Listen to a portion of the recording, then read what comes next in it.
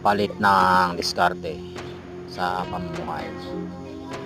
Dating mangingisda, ngayon ay isang magsasaka dahil sa pangarap sa mga anak at pamilya.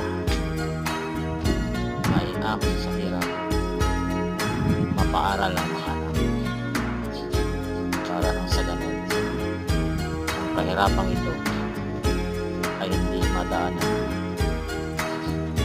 ng henerasyon ng aking mga anak sa hinaharap.